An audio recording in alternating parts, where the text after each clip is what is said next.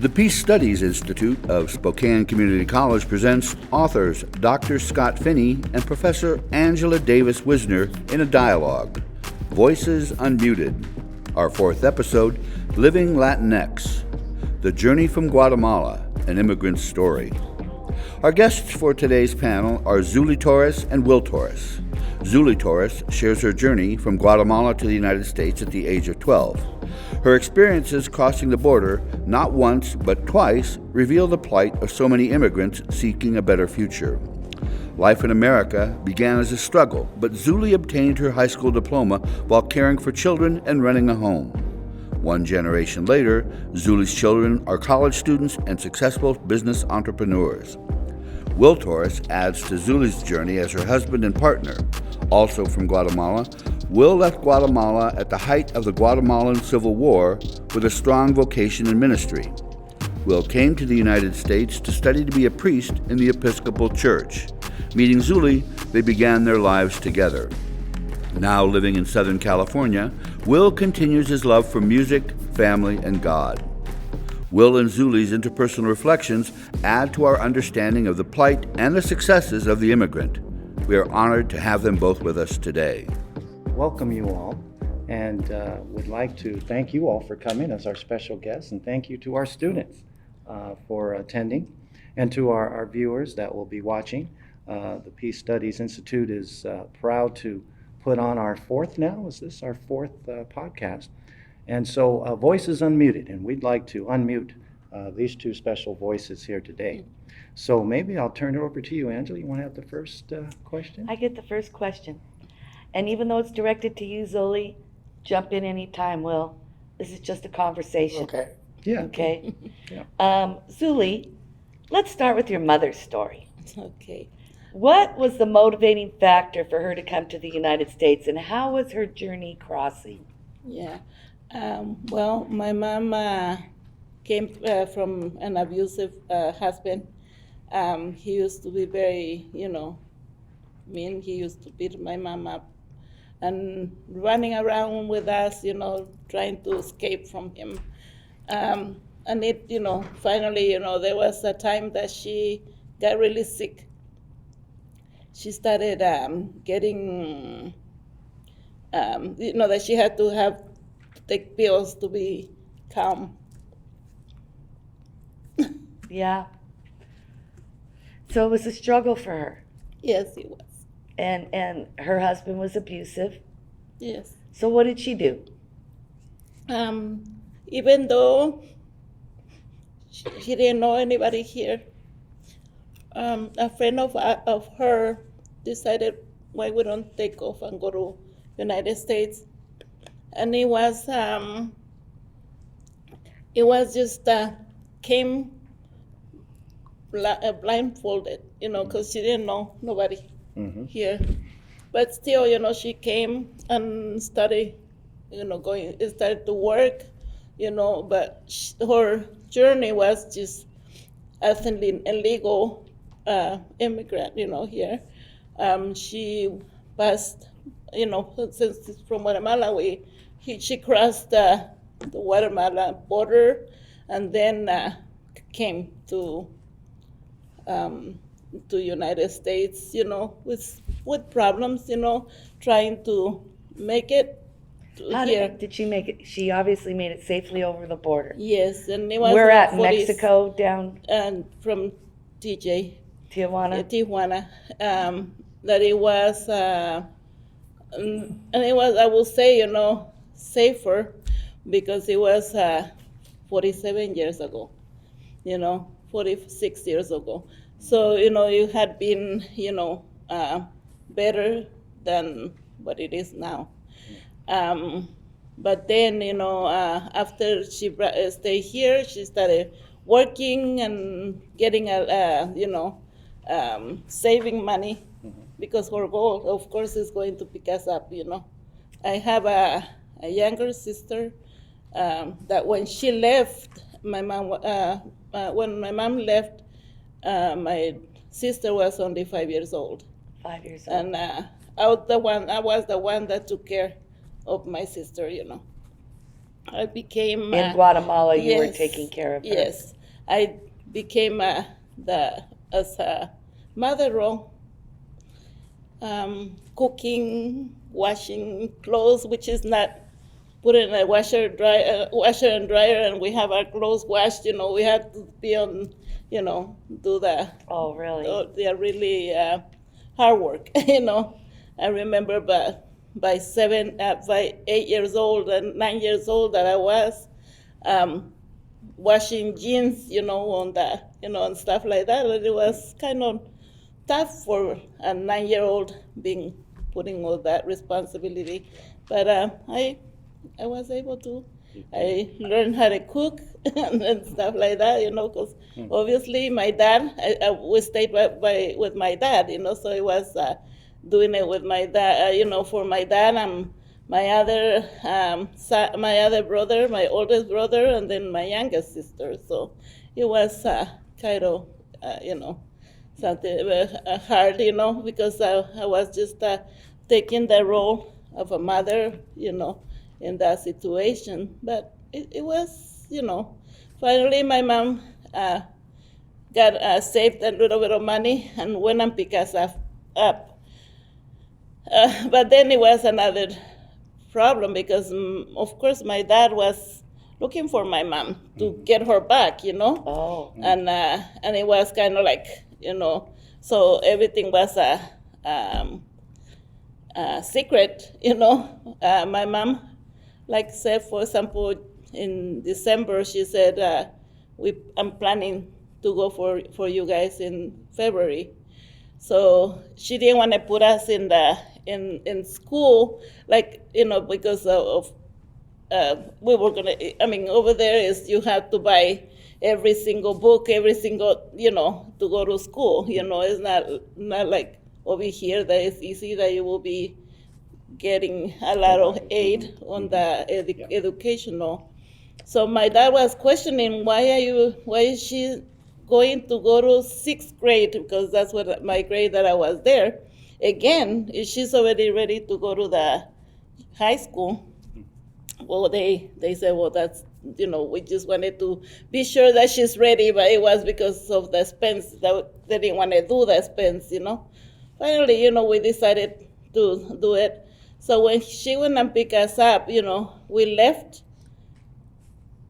running away, actually, from my dad, too, We were at my grandma. That's kind of what we want to hear about. Yeah. On the side of you had a lot of personal hardships. I mean, you had to grow up fast and Yes. become the mom.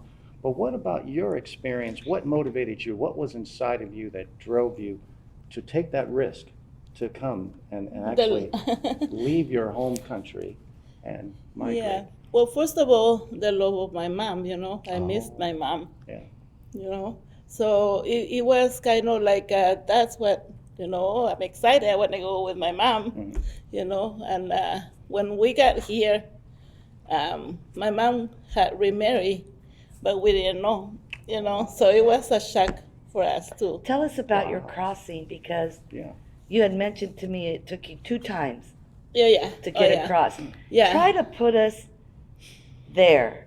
You had mentioned you had to go hide after the first time. Yes. Take us through the first time. What happened when you were caught? What was the procedure? Well, actually, we went to the first time. The whole Journey?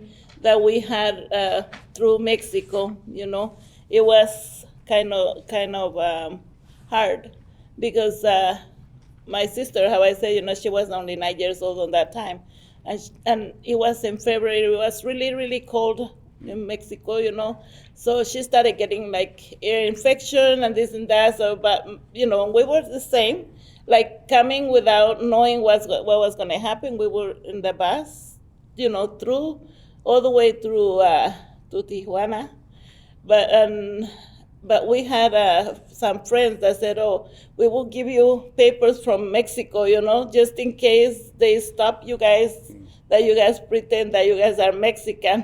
Oh. And it was a funny part on that, because they said, they said, okay, we're going to give you the papers and this and that. We will supposedly Mexican, and they said, when the immigrants, the highway patrol, whatever, whatever they call it, they said, okay, you're Mexican, right? Okay, can you sing the national anthem? And we were like, we didn't have no idea. Well, Cielito lindo. So we were like, That's a bust right there. Yeah, so we were like, okay, we're done. Well, how did you do it? With all that fear of either getting arrested or being sent back, or you never know what could happen. How did you keep going with all that fear going on inside? What kept you going? My mom's strong. Yeah. Being strong. Mm-hmm. My mom was determined that she wanted a better life for us, So they Wow. they told you could not cross. Yeah. So then they said, okay, you guys cannot cross, and there in Mexico there is a lot of corruption, So there was, can we give you some money? My mom offered money to the people, and they took it, and they let us go. In between that So- first time and second time, you mentioned that you had to hide out. Yeah. Where were you hiding? Well, that's what I said. That was until we finished the first time. We went. So when they stopped us. They found us. I remember that it was so. They had it hiding it in this cotton, kind of cotton haze, kind of, big things, Big bale, Yeah, and there was a hole, and that's where we were. Oh. We spent the night in there, and then The they night in the crossed. hole of the truck. It was just on not even on the truck. It was on the Hail bale? under the sky, Open sky. Well, what Open did you sky. do, along those ways and twice trying to cross? What did you do for food and water? Did you guys ever get real hungry or real thirsty? How'd you make it? How'd you survive? Well, it was, they just said, okay, we come and pick you up at say at 10 o'clock at night, So we went and eat before and everything and did the crossing, So the first time, we had me and my mom had escaped, but at the same time we were like, what are we gonna do now, What are we gonna do if we don't know anybody here? So we kind of like came out from where we were hiding for them to take us, But it was so for that time, it was the experience. It was only my mom and me.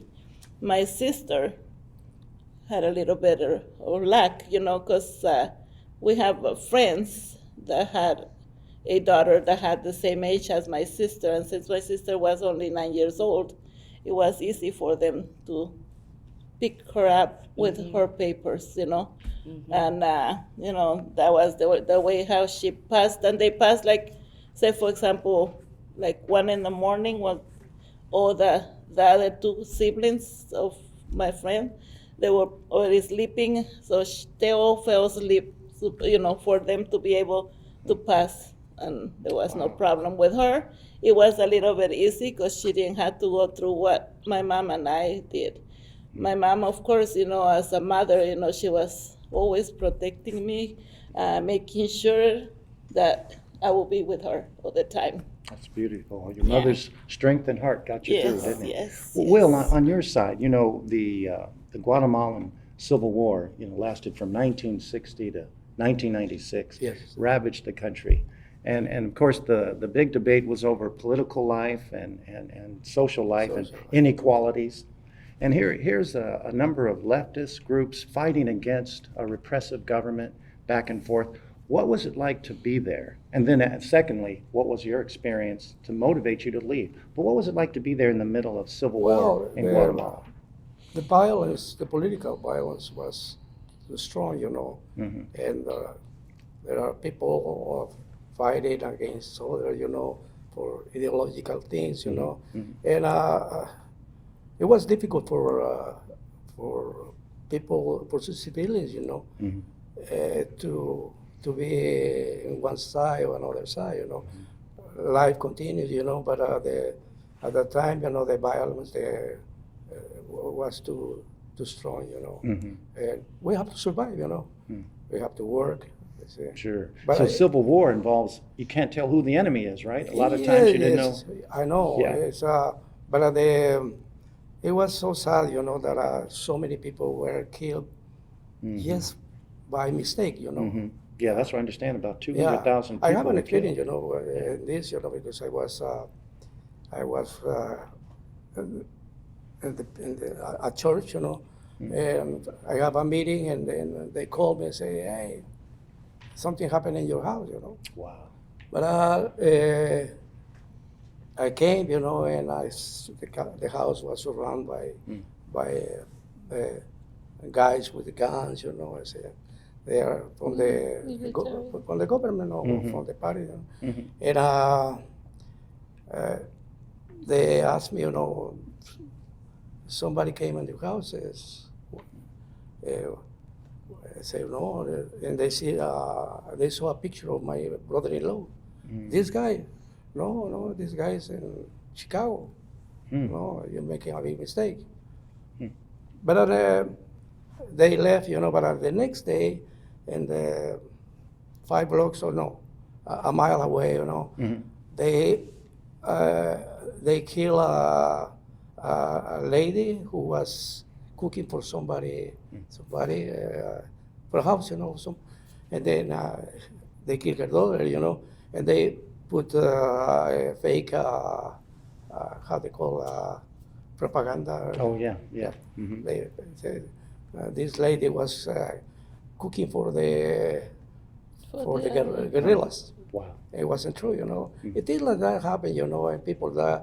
That's what I mean. People die for nothing, you know. Yeah. So in that sense,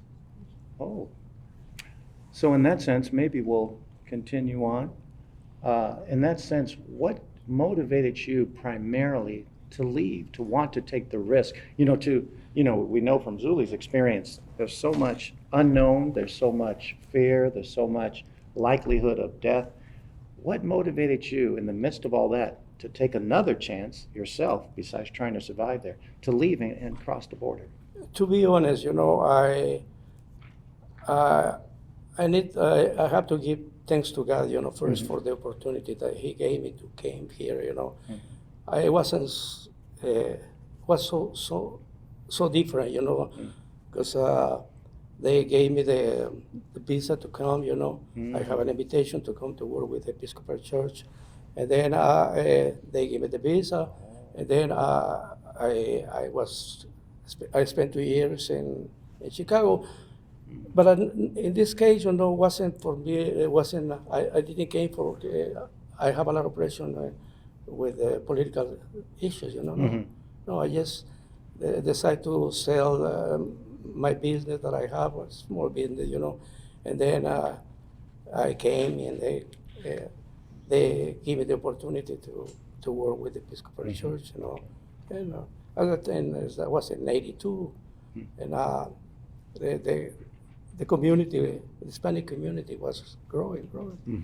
But they need some people who are familiar with the spiritual issues, you know. And then I started working with them. Okay. Yeah. Good. Yeah. So the visa got you out of there. Yeah. With some type of It's something that I don't have to take by granted, you know. Sure. Because no, this is an opportunity that I have, you know. Yeah. And I consider, you know, how many people suffer, you know. My wife, you know, and other people, you know, come to another country, you know. It's not so easy, you know, because they did in a hard way. Yeah. And you know, to me, it's such a price that you have to pay to leave so much behind. You left so much behind when you came, didn't you? Yeah. Yeah. Well, I have a problem when I came, you know, because it hard for me was to get used to the new. Yeah. I remember I went to a school and take some classes, you know, and I sit in the last pew, you know, because I was afraid. I didn't speak English. back. And even now, my English is broken, but at that time, I didn't speak at all. I just listen and try to understand, and I feel depressed, and then I start remember my country, my people, that I left, Even my mom staying still in Guatemala. My sisters, my family was here, But I still miss the people, that I used to work with, I mean, we have meetings every week, and it's Bible studies, and it's become to be it's like a family, at the time, and broke that thing. Was so hard for me. I believe it. And then I remember I was so depressed one time that I wake up, and then my body was down. And because the depression, the stress was so strong. Yeah, no, I appreciate that. Thank you. Angela? The struggle of the immigrant. And in this room, we have several students from around the world. So what you just shared, I'm sure they have felt themselves. They can relate to it. Yeah. Yeah. Our big question that we wanted to talk about, because this is a class on history and intercultural communication, other communication courses, boils down to this. Communication hurts if it's given to us in a wrong way. Can you share with us what it's been like, your journey through the United States, as far as people saying things to you that let you remember that you come from another country? Have you ever been discriminated against? Sometimes, yes. Sometimes, but I know. Unfortunately, I can say that I was everything is negative. No, we have found nice people, in this country. But sometimes, even the discrimination comes in a. Let me put this in an example. I was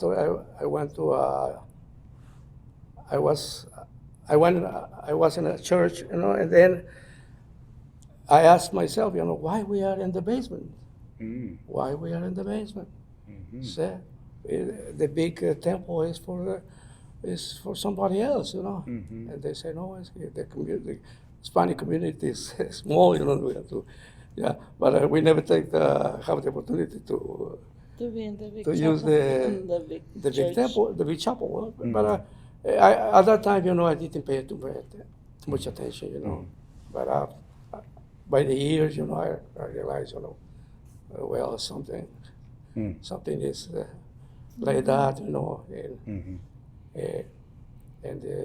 different churches, Yeah. And Zuli, what about your experience of With me, discrimination? I will say that when we just got here, the same. I didn't want to go to school because I was afraid to come and be part of people that will not understand me. Because I would say in my mind it's like, okay, I had to know English to be able to survive or to communicate with people. And they said, never thought of, it could be a class that will be bilingual, Afterwards, of course, I did get, and my mom convinced me, no, you came here to go to school.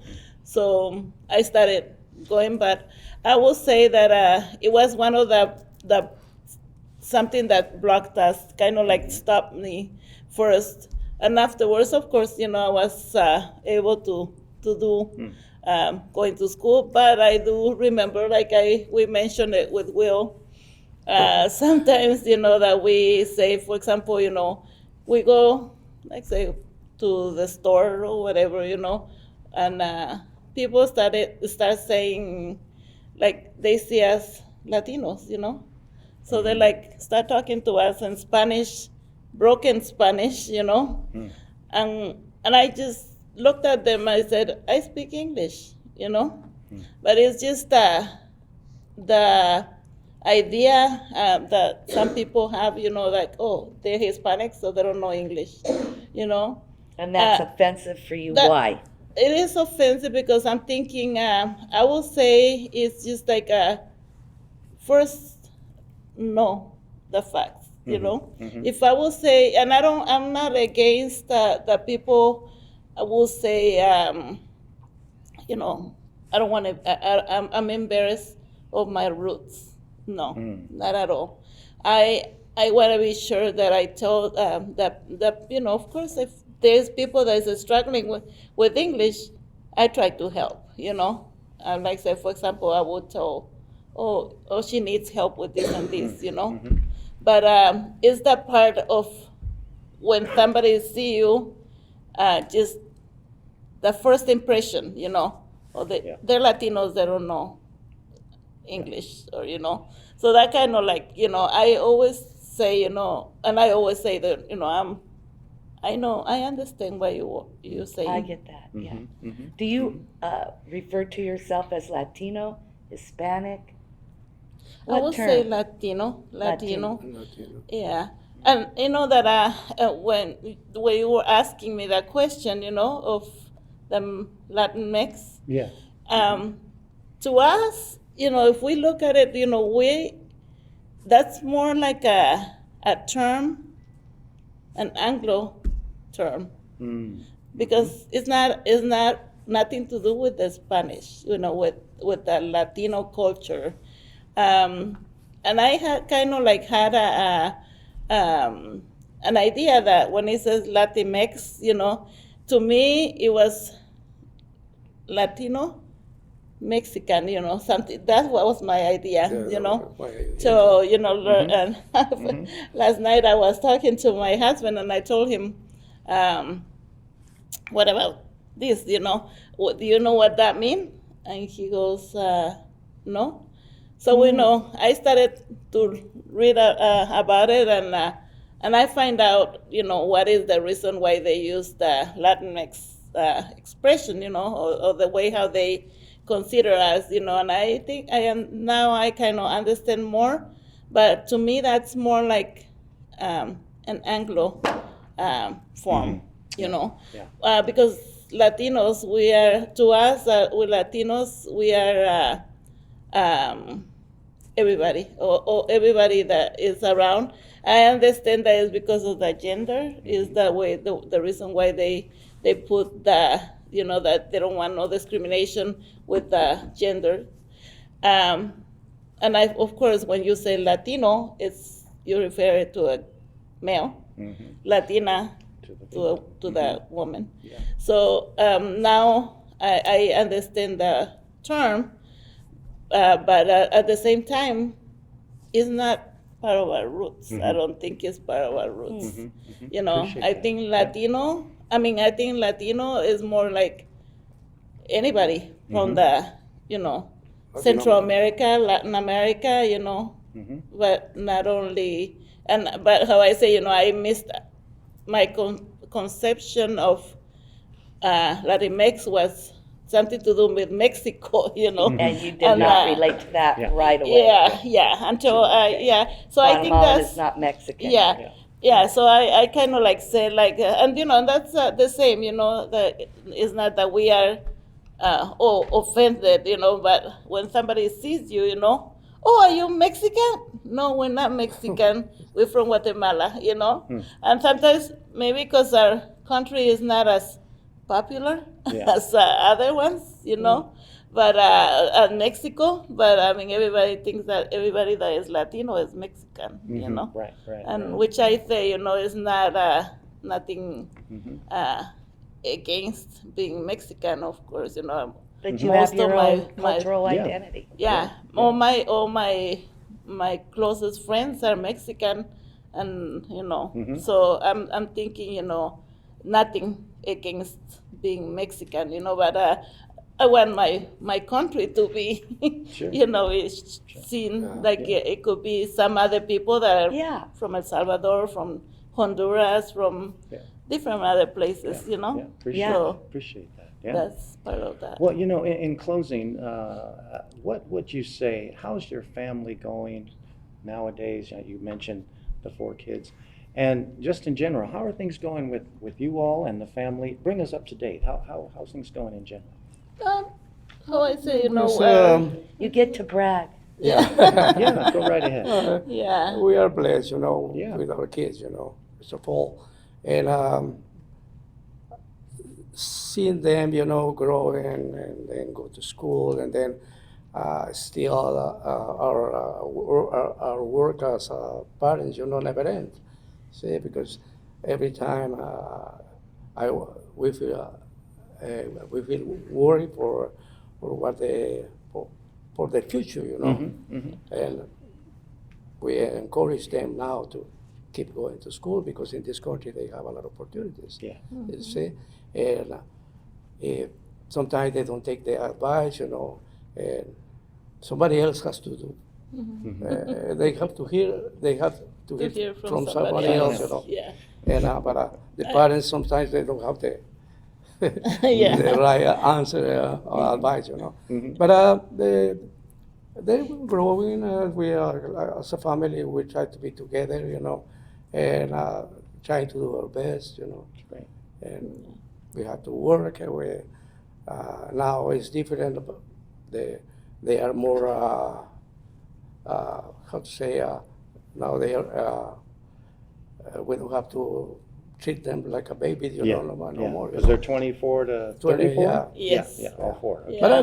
But sometimes we are as fathers we are overprotective. Sure, yeah. Yeah. Because we don't want nothing happen. Yeah. Yeah. Yeah, be careful.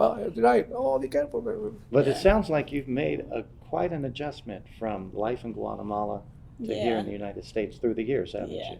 Yeah. I mean, I've been here for 42 years, So obviously, like when I go visit Guatemala, to me it's hard to adjust. Of course I go and visit my family, so that makes it, the reason why I wanted to go, But if you ask me from any cities or stuff like that around the city, I don't know nothing, because I was very young when I got here. And actually, we're gonna be 36 years married, and so we just been, awesome. yeah, we have been It's great. strong, I mean, we have gone through a lot of ups and downs, health-wise, but we've been trying to always to us, as Christians, as Episcopalians, we want our kids to follow our steps, of continue following our beliefs, First of all, I remember I had to tell you this, my second and my third kids are, they didn't want to speak English. They didn't want to speak Spanish. They didn't want to speak Spanish, and I told them, no, that's part of your roots, and you have to speak Spanish. I said, don't feel embarrassed of speaking Spanish. So my third one, my son, is the one that we've been struggling the most because he doesn't really speak a fluent Spanish, because he will be started to talk to you in Spanish, but in the middle he starts English, But my firstborn, she did. I mean, my husband is a really good dad, He always at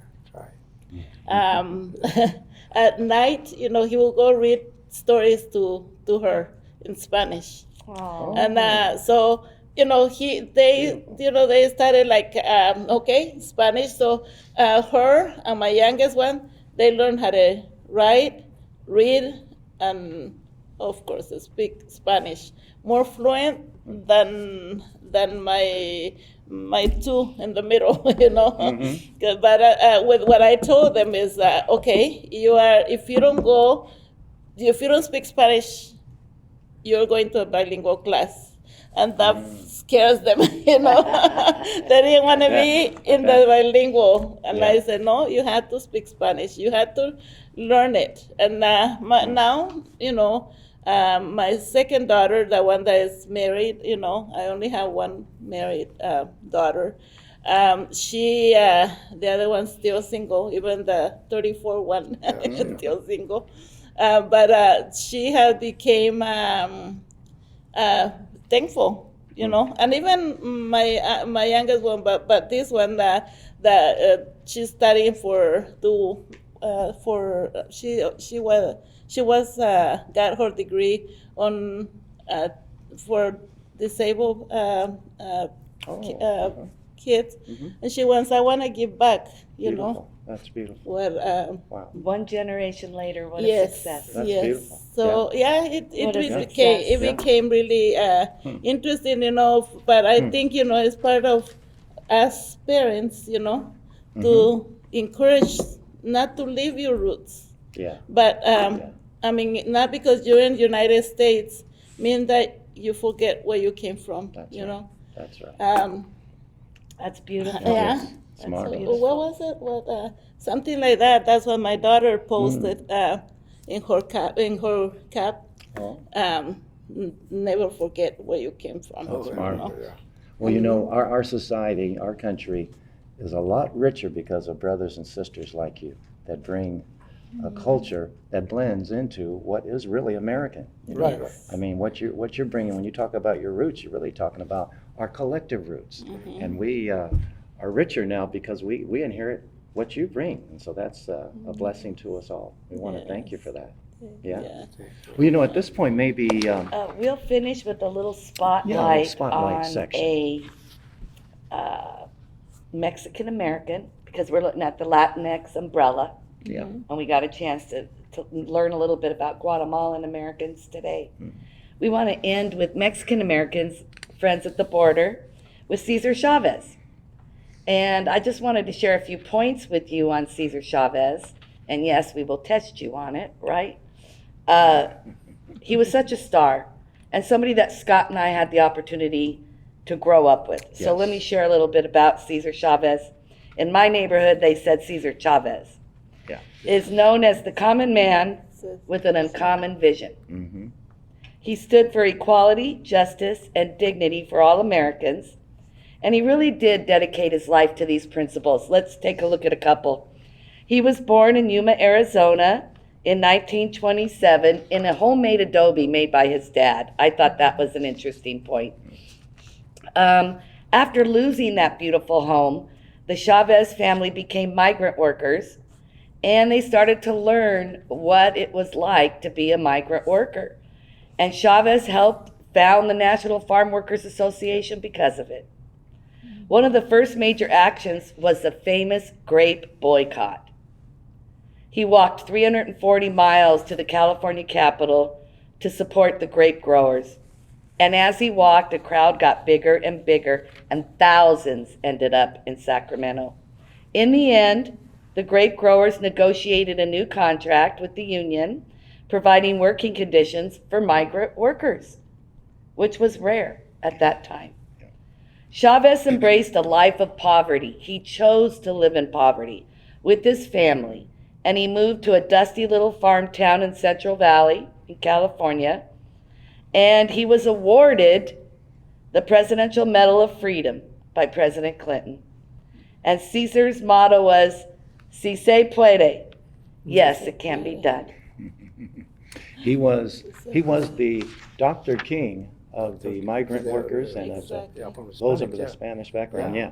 And I remember growing up, whenever Chavez said anything in the newspaper or on the radio or TV about lettuce or grapes, we just stopped buying lettuce or grapes because Mr. Chavez said do it. And he really gained the respect of a lot of people that were not migrant workers. And he really was a key civil rights leader. And I don't think it's easy, for a person, to expose his own life, Yeah. It's not so easy, but he did peacefully, Yeah. He did in the right way, Yeah. Yeah. He really did. Maybe he has another example like Mahdi. Yeah. You say, Yeah. probably Yeah. with Yeah. peacefully, try to change things that wasn't right. Yeah, yeah. And he did. He succeeded. Yeah.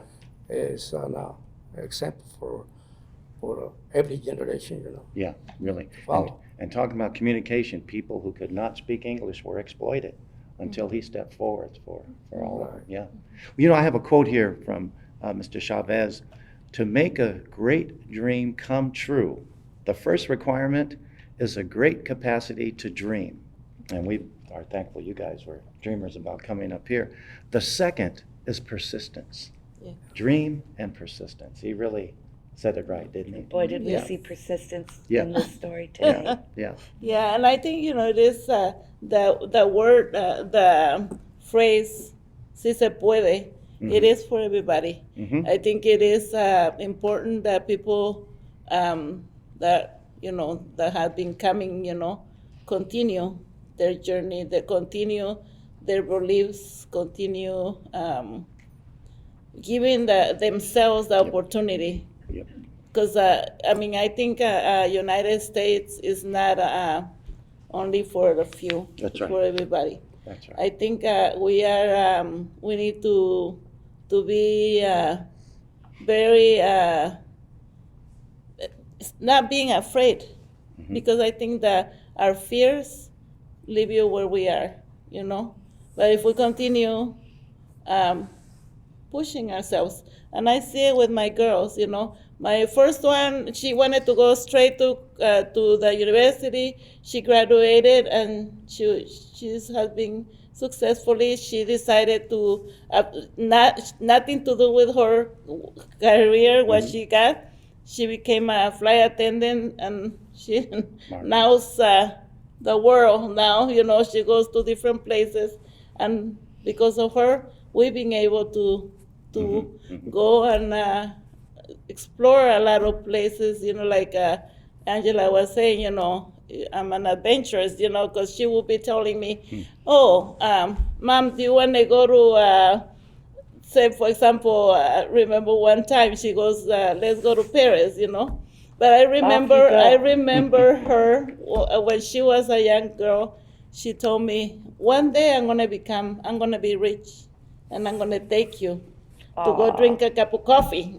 That's beautiful. That's And she beautiful. did. And she did. Wrap Wow. it up. Well, I'd like to, on behalf of the Spokane Community College's Peace Studies Institute, we'd like to thank you for coming It was a and pleasure. coming all the way here from Southern Cal. And thank you for all of you that are here in attendance. And to those of you that will be viewing this broadcast, Voices Unmuted is something we feel is a cause to bring folks like you, brothers and sisters like you, to bring you all to the forefront so we can all benefit from the riches of really, I would say, what's truly out of many one, e pluribus unum. This is what the United States is all about. So thank you, and thank you for all that you came today.